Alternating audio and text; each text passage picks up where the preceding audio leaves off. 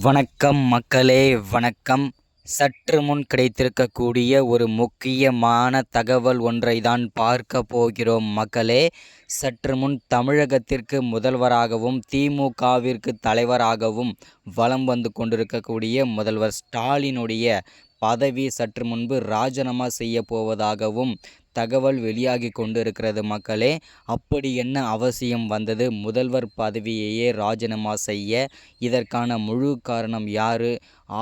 ஆளுநர் ஆர்.என். ரவி அவர்கள் அதிரடியாக முடிவெடுத்திருக்கிறார்.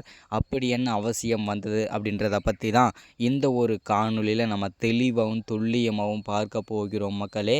அது மட்டும் இல்லாமல் 2 நாட்களுக்கு முன்பு கள்ளக்குறிச்சி மாவட்டத்தில் நேர்ந்த கோர சம்பவத்தை பற்றியும் இந்த ஒரு காணொலியில் காண்போம். அதற்கு முன்பாக நமது அரசியல் நியூஸ் சேனலுக்கு நீங்கள் புதிய பார்வையாளராக இருப்பீர்கள் என்றால் மறக்காமல் நமது அரசியல் நியூஸ் சேனலை சப்ஸ்கிரைப் பண்ணி வச்சுக்கோங்க. சப்ஸ்கிரைப் பண்ண உடனேயே பக்கத்திலே ஒரு பெல் பட்டன் வரும். அதை கிளிக் பண்ணி ஆல் என்ற ஆப்ஷனில் போட்டு வச்சுக்கோங்க. தொடர்ந்து நம்ம வீடியோ போட்டோம்னா உங்களுக்கு நோட்டிஃபிகேஷன் வந்துடும் மக்களே. அதை பார்த்து தெரிஞ்சுக்கலாம் இன்றைக்கான அரசியல் நியூஸ் என்ன, இன்றைக்கான அரசியல் அப்டேட் என்னன்றதை தெளிவாகவும் துல்லியமாகவும் தெரிஞ்சுக்க முடியும் நமது அரசியல் நியூஸ் சேனலில். மறக்காமல் வீடியோவை லைக் பண்ணிவிடுங்க, மறக்காமல் வீடியோவை ஷேர் பண்ணிவிடுங்க. ஓகே, வாங்க வீடியோக்குள்ளே போகலாம்.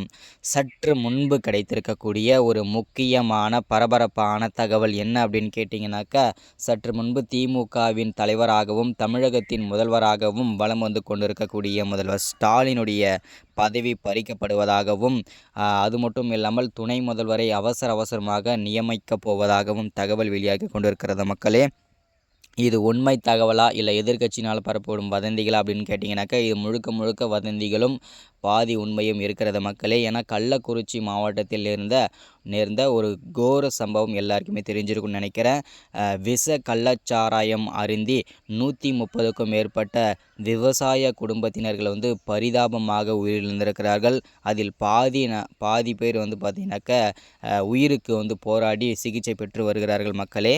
இதற்கு பார்த்திங்கனாக்கா முதல்வர் ஸ்டாலின் ஒரு கண் துடைப்பிற்காக குடும்பத்தில் இறந்தவர்களுக்கு 10 லட்சம் ரூபாயும் நிதி உதவி கொடுத்திருக்கிறாரு. அது மட்டும் இல்லாமல் சிகிச்சை பெற்றும் குடும்பத்தினருக்கு 50,000 கொடுத்து வருகிறார். இது முழுக்க கண் துடைப்பிற்காக மட்டுமே என்று அப்பகுதி கள்ளக்குறிச்சி மக்கள் பெரும் கோபத்துடனும் கள்ளக்குறிச்சி மக்கள் தெரிவித்திருக்கிறார்கள். அது மட்டும் இல்லாமல் இது முழுக்க கண் துடைப்பிற்காக மட்டுமே என்று சொல்கிறார்கள் மக்களே.